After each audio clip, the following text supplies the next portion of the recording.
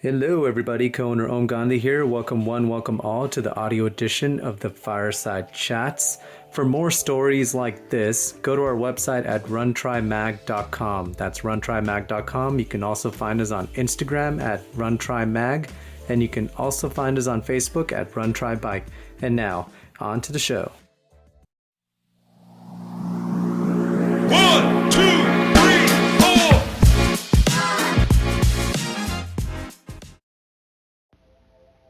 Topo Athletic is committed to lifelong health and better movement. Topo builds running shoes for those who get out there every day regardless of weather, speed, energy, or mood. Their distinctive fit and feel combines instinctive human movement with modern performance and lightweight comfort to help you keep going, keep trying, and keep moving. Discover the Topo difference and step into a run experience unlike any other. Perfect timing. Hey, Austin, thanks for joining us. Hey, thanks for having me, Jason. I'm really excited to talk with you. Yeah, appreciate you taking the time. So one of the things that we love to do here at Run Try Bike during our fireside chats is kind of get a feel for how the conversation is going to go by asking one simple question. And if the answer is to my liking, it'll be a great conversation. If it's not, well, we'll just trudge through it anyway.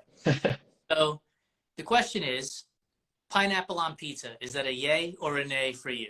Oh man, you did pick a very controversial question, huh? I'm gonna go with yay. I'm a pineapple on pizza kind of guy. That's it. I need Ohm here to handle the rest of this interview. Too bad. I'm a New Yorker, and so traditional pizza, no pineapple whatsoever. As a matter of fact, don't put anything on it. Like, just let me eat the pizza. Okay, that's fair. If you're from New York, I understand. Very specific about your pizza. Very. And we'll wait till the rapid fire at the end to talk about what other people consider pizza that I certainly don't. So now that we've got you joining us with this conversation, we want to know a little bit about Kahtoola. But before that, talk to us about who you are and your background and then what you do for Kahtoola before we dive into Kahtoola specific. Yeah, sure. So, my name's Austin. I grew up in Phoenix, Arizona. Now living in Flagstaff, Arizona, where Kahtoola is based. I really have gotten into trail and ultra running in the last few years and really kind of put a big focus on that. And, that's what kind of helped me get involved with Kahtoola. And before that, I was just a hiker and backpacker and photographer. And it's kind of morphed into more of the light and fast kind of trail stuff. So I've been living in Flagstaff for about 7 years now. I went to Northern Arizona University and got my degree in photography, and then I've just been sticking around since and loving the mountains out here. And I actually just had my first year anniversary at Kahtoola last week. So Awesome. Good timing, yeah. Perfect timing. Well, congratulations on celebrating 1 year anniversary with the company. Thanks. Yeah. So what do you do for the company? So specifically, I do events and community engagement. So I'm part of the marketing team with two others on the marketing team, and so I'm usually the one going out to trail races, trade shows, all that kind of stuff. Anywhere that we are hosting or sponsoring an event, I'm the one there. And also the new race director for the Kahtoola Uphill, which I think we might talk about a little bit later, but that was my first foray into race directing. So for the audience who is joining us live, and for those that will listen to the podcast or watch the YouTube video later, talk to us about how Kahtoola got started. Give us some information about Danny, the founder of the company, and who Kahtoola is as in general, an umbrella statement. Yeah. So the company was started by Danny Giavalle. He's still the owner. He was actually just in the office earlier today. And he started the company over 23 years ago.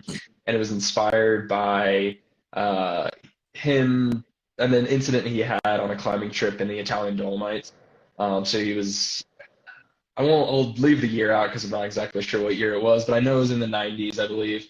And so he was out on a climbing trip with his brother in the Italian Dolomites, and as they were coming down from the climb, they were encountering some ice, and they just had their climbing shoes on, and so not the best shoes for ice. But anyways, he slipped and fell and slid Um, I think it was about like 400 meters or so, like quite a ways.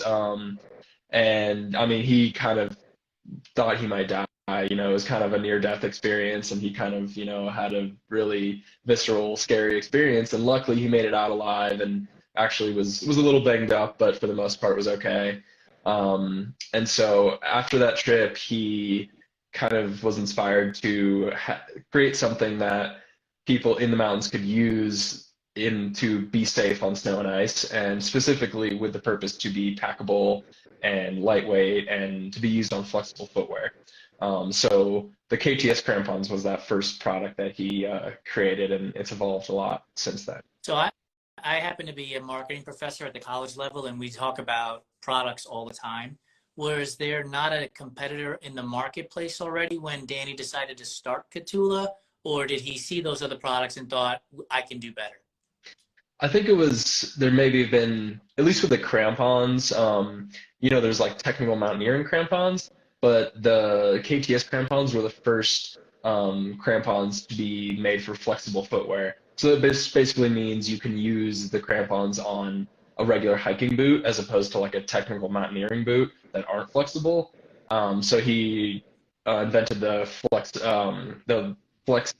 leaf spring bar, and that just basically is a bar in between the front and back of the crampon that allows you to get some flexibility. And yeah, so that was just kind of the inspiration that you wouldn't need special technical boots to wear these crampons. So that was kind of the difference. Yes, and it's awesome, right? So you essentially created a new product for an industry. Yeah. From a near-death experience, and it's unfortunately you have to go through that to decide that you need something, Yeah. right? So over the course of 23 years, then the company has evolved. What other products have they introduced to the marketplace that they saw a need for then? Yeah. So most people know us for the micro spikes. So that kind of, started, was inspired from taking the KTS crampon and kind of creating a product that's more user, like a general user that isn't going to be necessarily in doing big mountain, ascents and stuff. So the micro spikes are a stretch-on traction product that stretches over your shoe, and then it has, stainless steel spikes on the bottom that gives you traction, and they're really small and packable. And from there, it evolved into more of specific uses where we have our nano spikes and exo spikes that are more for road and trail running, but they can really be used for anything, from walking to, if you are going hiking on trails and stuff like that. So that's evolved more into really specific uses, and then we also have gaiters for hiking and running as well, and mountaineering, or like non-technical mountaineering, we like to say. So that's kind of, the gaiters are one of the newer products in the last few years that we've evolved into.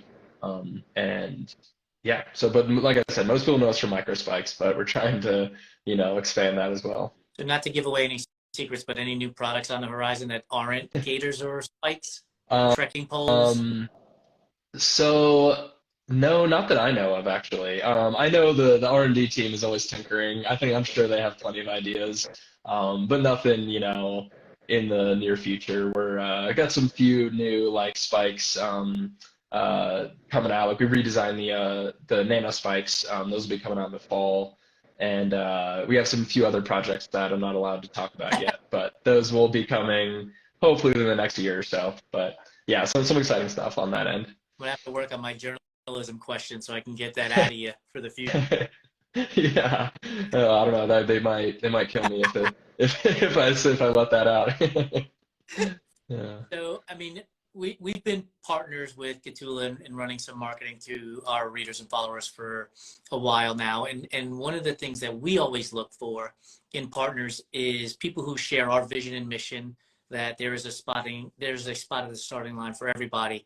And you guys definitely support that too. But you guys go beyond that a little bit in terms of your vision for the planet, right?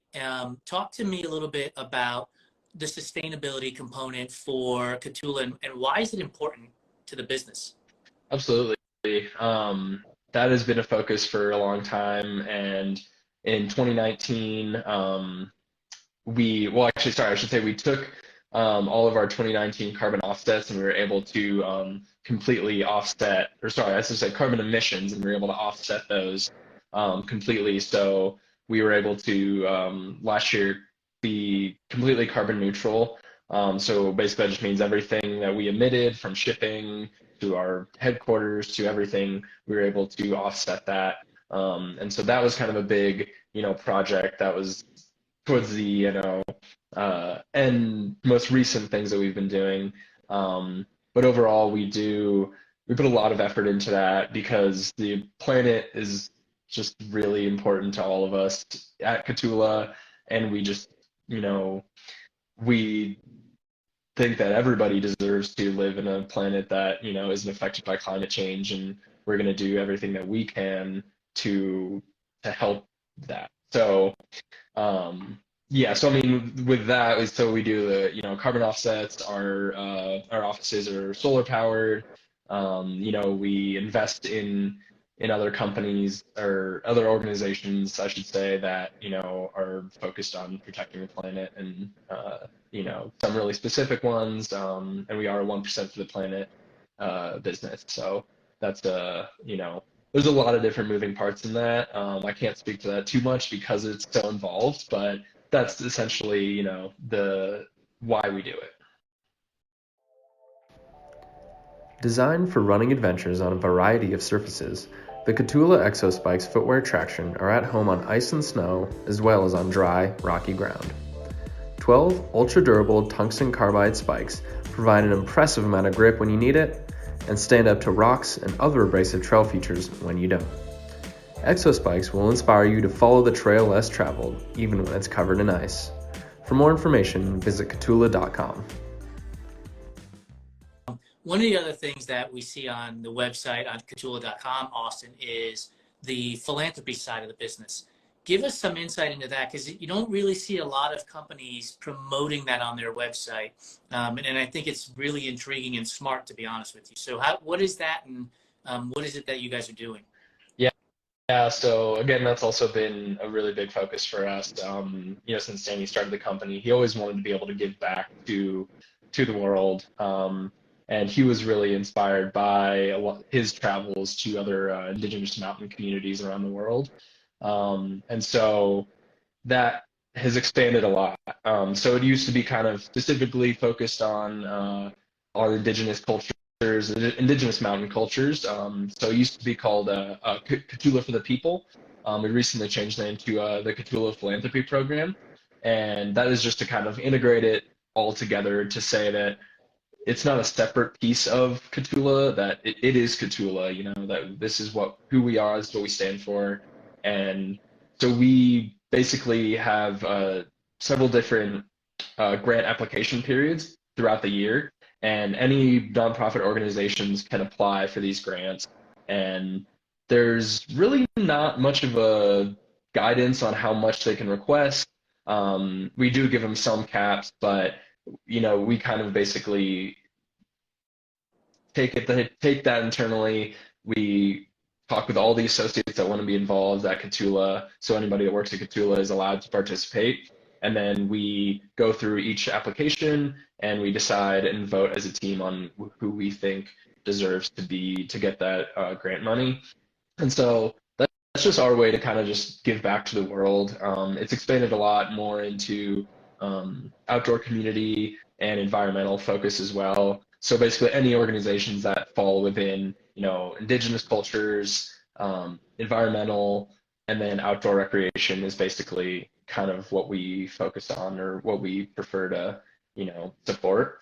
And yeah, I mean, it's just another way that we can really, just like I said, give back to the world and do something good with our, more than just selling products, basically. That's awesome. So is it driven by Danny, top down, or are employees able to say to Danny, hey, I think we need to do X or Y or Z in that scenario? Yeah, so interestingly enough, I guess I should have, this is a good topic to bring up, because Kahtoola is run on an associate model. So basically that means that all associates at Kahtoola are on the same level of management, I guess you could say, or power. So there's really no levels of management or director roles or anything.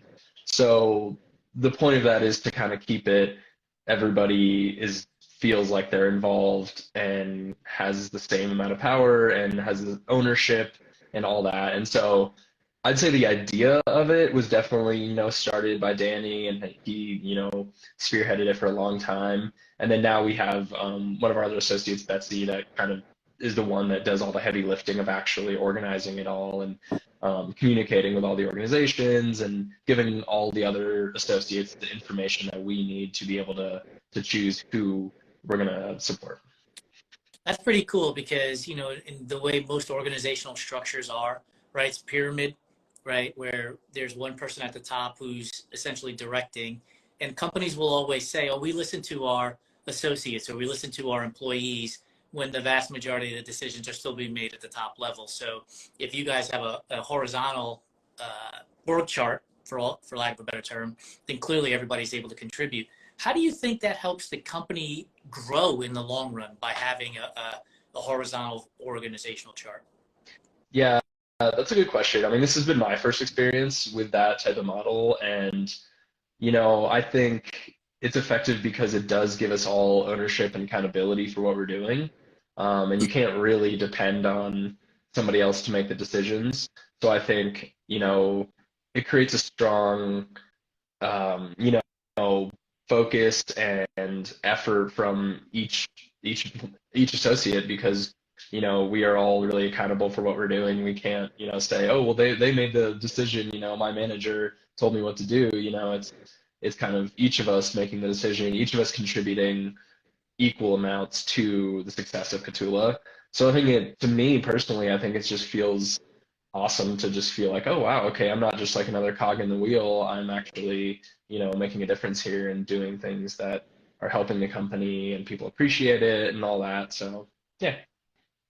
That's pretty awesome. I don't know why this hit me, and I should have asked earlier, but is Danny, he was in the Dolomites in Italy. Is he European and started the company here in the US, or was he over there on vacation and just, that's where it happened? He was just over there on vacation. He's actually born and raised in Flagstaff. So I like to say like Kahtoola was born and raised in Flagstaff basically. So we're still located in Flagstaff. Our headquarters are here.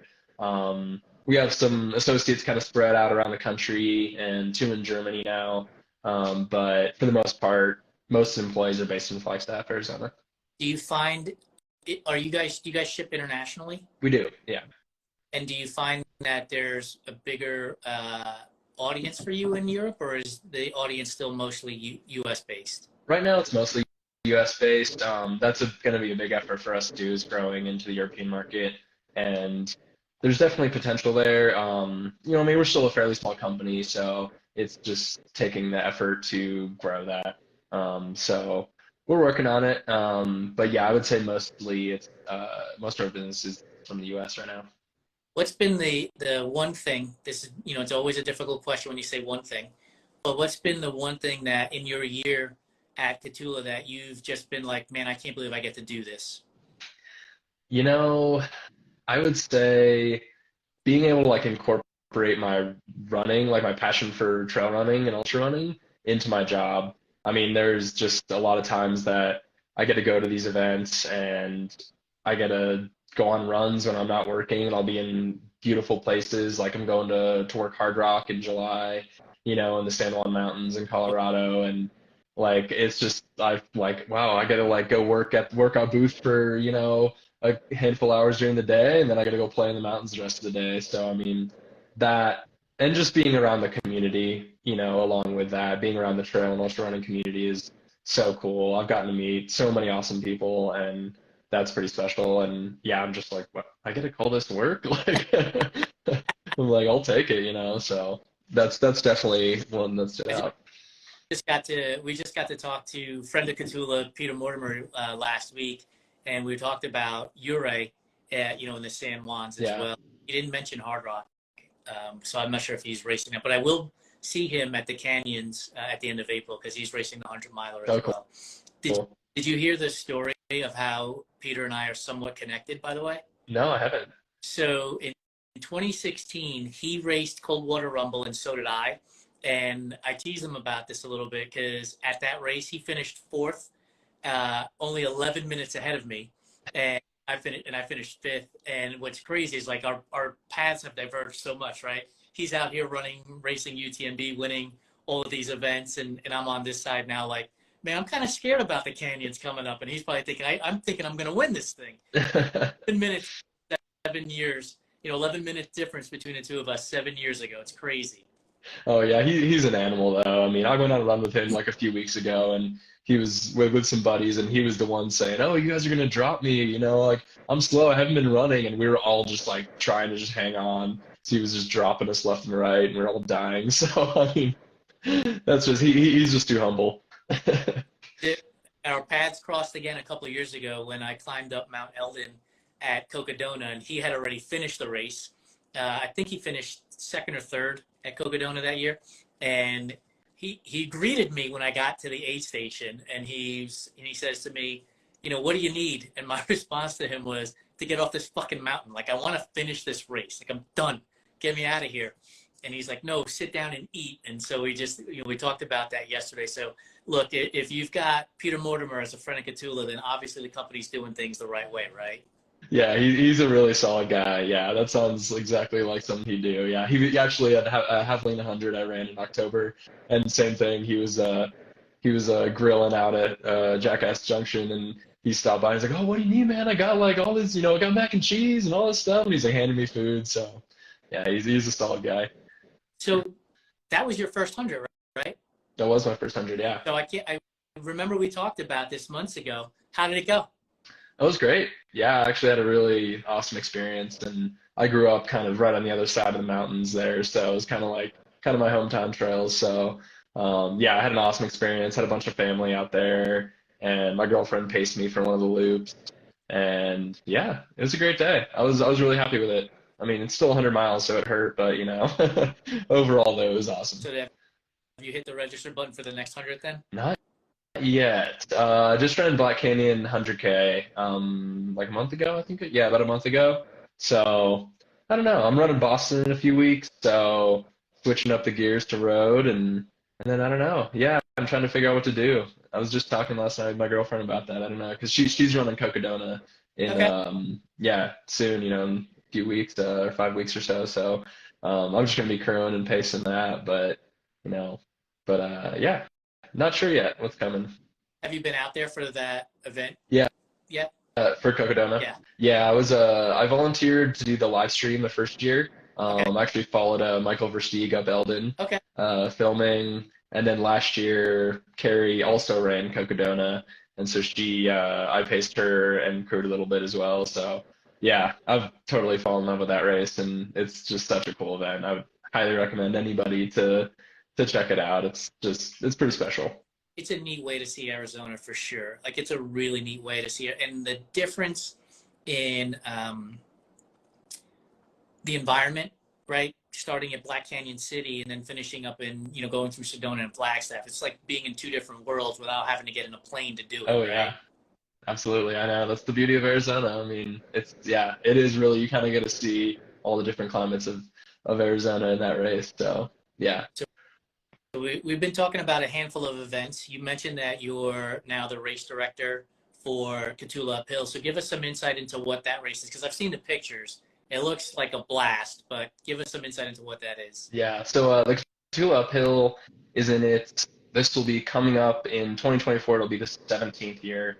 And so this has been going on for, a long time, and it's a way to get the local community together to kind of have a different type of race than I think most people are used to, especially in Arizona. And for those of you that don't know, Flagstaff is 7,000 feet in elevation, and the highest peak in Arizona is 12,600 feet, which is Mount Humphreys, just right outside of Flagstaff. And so that's where the ski resort is, called Arizona Snow Bowl. And so we host the event there, and so the race is an uphill race, and so that basically just means you go up the ski runs and then back down. And so you can do in our race, you can ski or you can use traction, and obviously, use our Kahtoola traction. You don't have to, but that was kind of where the inspiration came from, was to create an event of our own that people would use our traction. And so there is 3 distances. There's a fun climb for the kids. There's the midway climb, which is about 3 miles total. And then there's the Agassiz climb, which is the long one, which is about 3.5 miles, but it's about 2,200 feet of climbing. And so that's 3.5 miles round trip. So, you get 2,200 feet of climbing in about, 1.75 miles or so. So it's different. It's pretty brutal. Like I said, you can ski or, run/hike. And, we've gotten, it's Flagstaff, so we've gotten Jim Walmsley race last year. We had Rob Carr races every year. Jeff Browning was out there this year, so we get a handful of local legends out. And most importantly, though, we do it for charity. So we raise money for Friends of Camp Colton, which is a local nonprofit focused on outdoor education experiences for young kids in Flagstaff and the surrounding areas in northern Arizona. And this year we raised the most money we've ever raised through the event. It was over $75,000. So wow. Yeah, so we were pretty excited about that. This was the biggest year by far. We had about 390 people that registered, so it's grown quite a bit, even in just the last few years.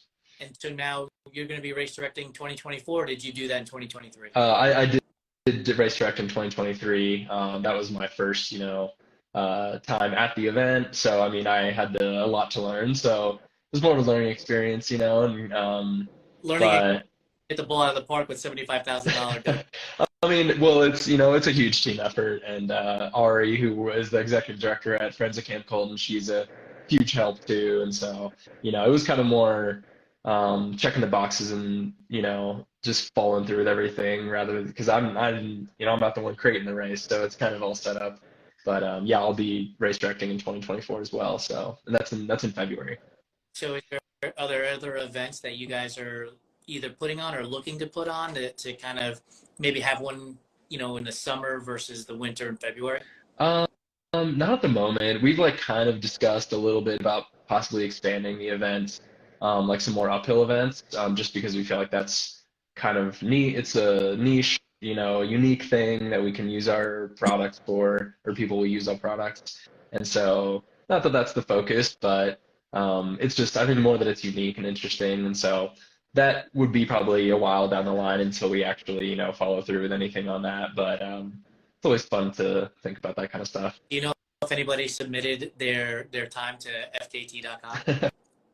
I don't know, actually. Not that I know of. That'd be a heck of an FKT to own, running straight uphill, huh? Yeah. Oh, it's nuts. Yeah, some of the guys and women too, they're out there just crushing. That's not my kind of race. That's all I'll say. I'm not the uphill kind of guy. I'll do it, but I'm not fast. So, yeah. I'm thinking I'm in Phoenix, so we're at about 1,100 feet, right, in elevation, and going up to 7,000. So there's a lack of oxygen, and then there's running straight uphill. Neither one of those things combines gives me any hope for having a good day up there. Yeah, and the race starts at 9,000 feet, so you're going up to 11,000 or so. So yeah, it only gets harder as you go up. I went up and over Hope Pass at Leadville, and that was enough of a oxygen depletion, let alone trying to run up that thing. Oh yeah, I know. Is the event, so when you go up and over Hope Pass, right, you've got switchbacks. Mm-hmm. So are there switchbacks on the Kahtoola uphill, or is it literally straight vertical? No, it's just straight vertical. Yeah, so it's a groomed ski run. So we do it after hours, after the regular ski run closes, and then it starts at 5 p.m. and yeah, you just go straight up. However you want to go, but fastest way is probably a straight line. So yeah. Okay. So, and correct me if I'm wrong, but if I'm right, I think I saw images of people that are dressed up in costumes and having a blast with it. That's honestly, the competitive nature is fun, but I would say, 95%, are people that are just out there to have a good time. And, yeah, they're dressed in costumes. I had a costume. Like, that's a big factor of it too, is the fun. We really, it's a fundraiser. Like, nobody's winning money. They get some cool little prizes and stuff, but overall, it's really just for a good cause. And the cool thing is too, it's really local. So I mean, it's a cool event to just. It's rare that many people get together for an event. That are all. Most of them are from Flagstaff. I would not all of them. We get a few people traveling, but I would say most of them are Flagstaff. So it's just cool. It's really fun event. So before we get to our rapid fire questions, I wrote down 3 words that I want you to touch on because I think they embody and exemplify what Kahtoola is all about. And I wrote down safety, outdoors, and everybody. What do those 3 words mean to you personally and to Kahtoola as an organization? Yeah. I mean, obviously safety is a big one because that was kind of the inspiration of our products, that started, and more specifically, with the spikes and stuff, because nobody wants to be falling, on the ice, like, and that can happen just walking around your neighborhood, or that could be in the mountains, and either one is not good. So that's a big part of it, is safety to get people where they want to go, and they can feel confident, and they don't have to worry about slipping. And yeah, essentially it's just, we want to offer that to everybody, that they can have these experiences, walking around their neighborhood or going up a mountain, whatever it is. We want them to feel safe and confident. So outdoors and everybody, is that something that you guys believe in? Like, we want everybody to get outdoors, and this is a product that can help you do that. Yeah. So that's, part of our mission too, is we want these products to be for everybody. There shouldn't be any, we don't want there to be any barrier of entry. We want just everybody to be able to use these products and benefit from what they can offer you. And, I do a lot of the social media, and I get to see how many people, like, we get such awesome messages from people that are just saying, like, oh, these completely changed my life. Like, I used to hate winter, and now I love it because I can go out on my runs, or I can walk the dog, or whatever, and I can just feel good, and I'm not gonna slip and bust my butt. And so, and I mean, I've done it, and it's not fun. And so, and like, yeah, the everybody thing is obviously really important to us. We try to be really inclusive, to all types of people, body types, cultures, like everything. And that's, the products are obviously anybody can use them, but it's also just a value of Kahtoola as well, that, with going back to our philanthropy program, that, we're using it for indigenous cultures and underprivileged, people, or whoever it is that, may need a little more assistance or whatever, that they don't get the opportunities that everybody else does. So that's just, a big focus of ours as well. Awesome.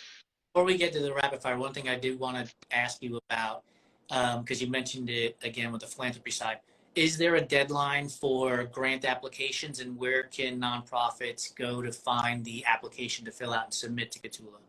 Yeah, so there's 4 different grant periods each year, or application periods, and the next one I believe closes on March 31st, so coming up in the next like 10 days, or well, I guess depending on when you're listening to this, but and you can also find all those dates on our website. So yeah, it's basically, if you go to our website, you can go to, I believe it's under Who We Are, but you'll see a philanthropy tab. Click on that, and then it'll give you more information, kind of a background, and then how to apply. And the application process is fairly quick and easy, from what I've heard of, compared to other grant applications. So, we encourage everybody to apply, and, we also are happy to offer partial grant funding, if we can't commit to the entire request, then we're happy to do that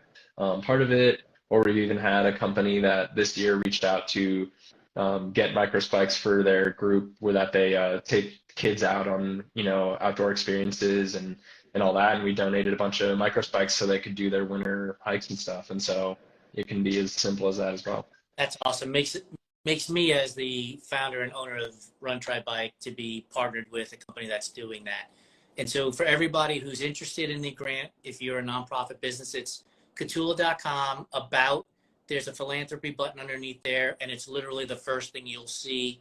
And they've got their spring, summer, and fall, winter cycle deadlines on there, and a big apply now button. You can't miss it. So make sure you join that part of it. Thank you for that information. So now are you ready for the hard-hitting journalism that we like to bring here at Run Try Bike? As long as there's no more questions about pizza. Pizza, you kidding? So are you a fan of Chicago-style pizza? Yeah. I mean, I would say I'm a fan of every type of pizza. I don't discriminate. But isn't Chicago-style pizza really nothing more than a tomato soup bowl? Come on. I think you're just trying to get me in trouble, Jason. Yeah. I'm trying to limit the sales of spikes to the Chicago, Illinois area. Also, yeah, my girlfriend's from Illinois, so I got to be careful too. Chicago pizza all the way then. Yeah. Has she heard of, or have you heard of then, Detroit-style pizza? I feel like I've heard of it, but I don't think I know what it is. So like I mentioned, I'm a New York City kid, so New York style pizza by far.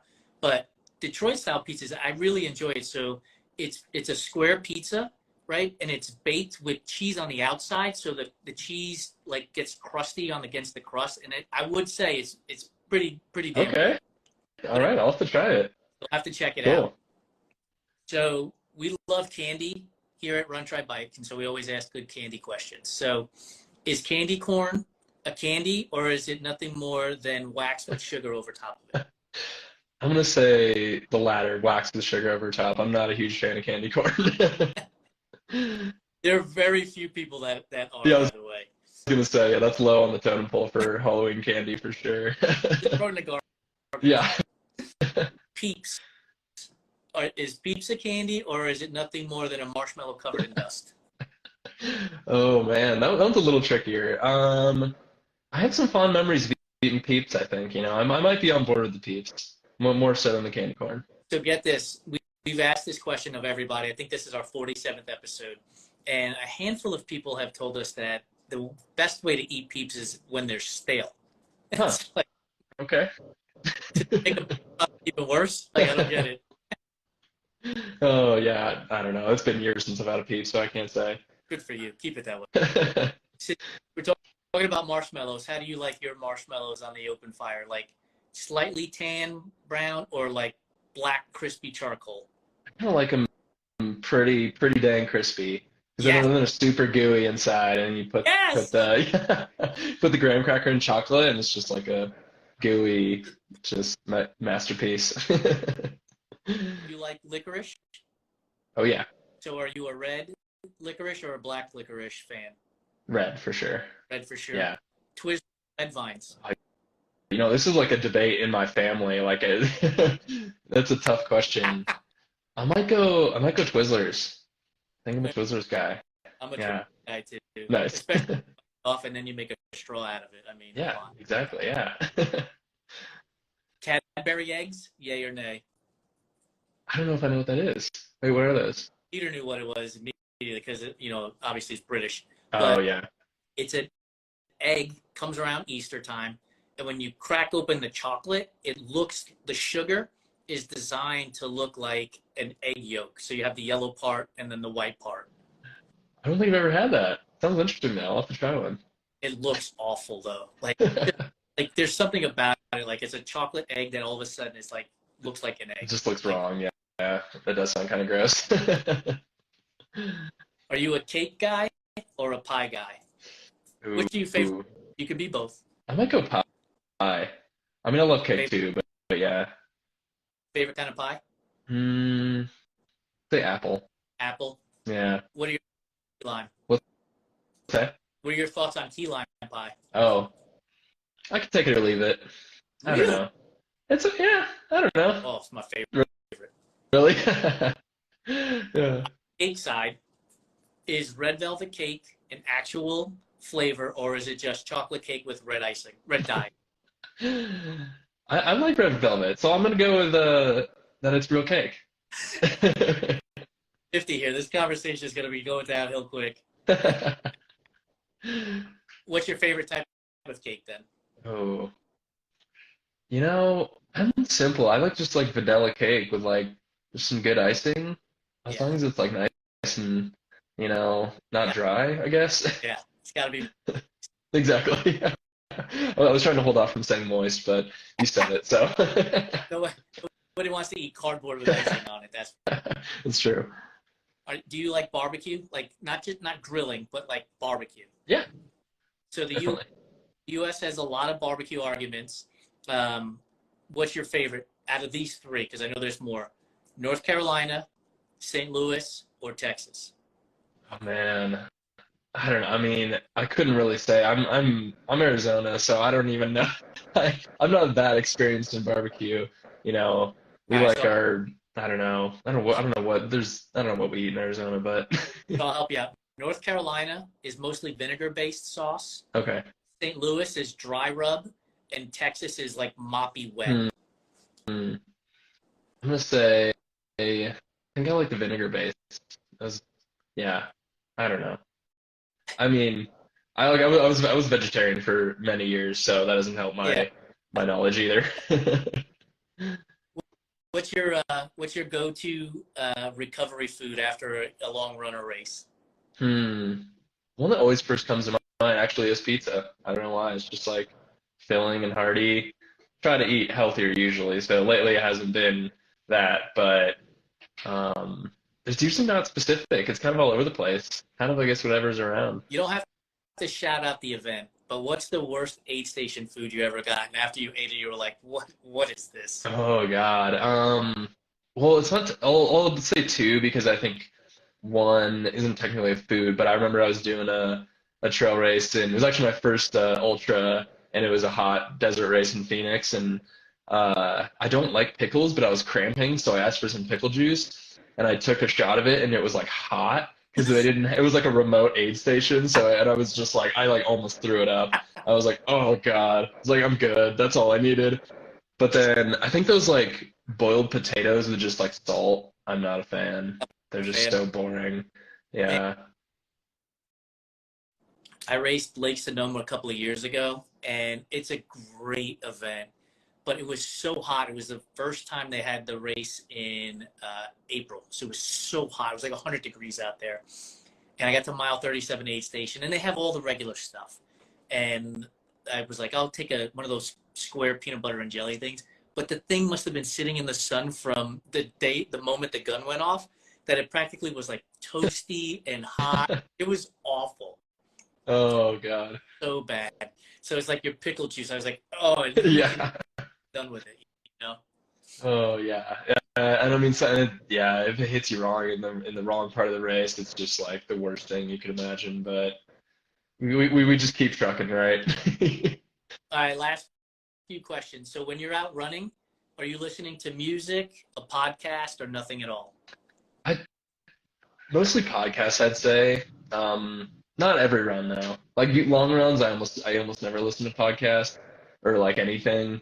But usually just the day to day, like weekly boring runs, I'll throw in a podcast usually. But when I'm out actually in somewhere I really enjoy being in, I try to like just soak it in and not, you know, tune out with the music or podcast. But that's just personal.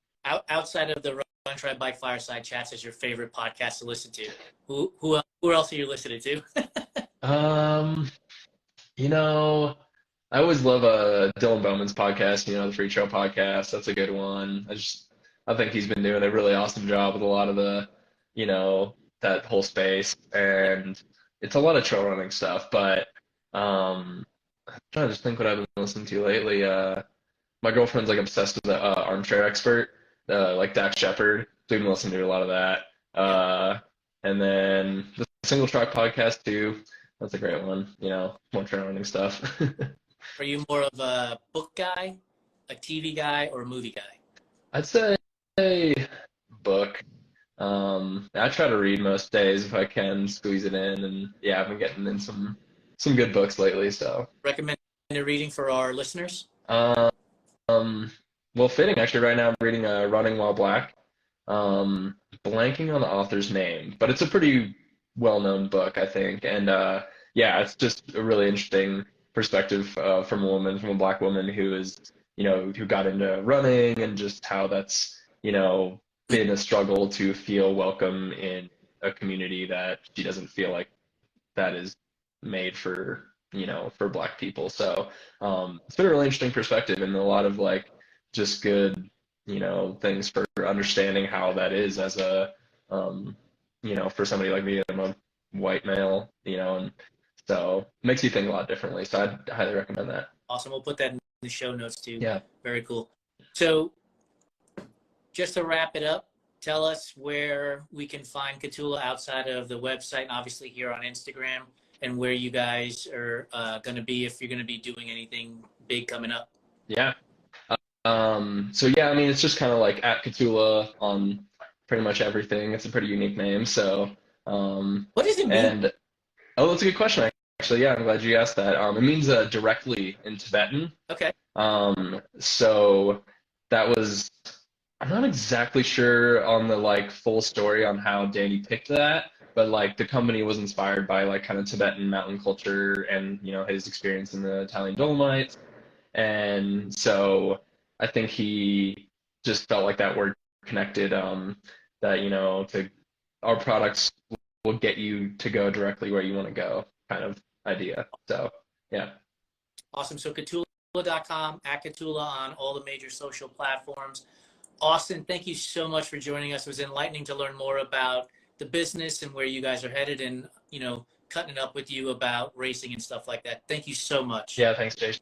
You guys have been a really great partners since we've joined on with you guys, and actually got to go out for a run with them the other day in Flagstaff, and we got to catch up, and just want to say appreciate everything you guys are doing for the community, and yeah, we're all thankful, and I'm sure many listeners are as well. So keep up the good work. Thank you. For those of you who are joining us recently, because a lot of you just did, this full conversation will be on our Instagram feed here in a moment, as well as on our website and YouTube channel by Thursday. And if you want to listen to it on your next run, it'll be on our podcast, on all major podcast platforms on Monday of next week. Thank you very much, Austin. Chat with you soon. All right. See you, Jason. Thanks so much. Bye. Bye.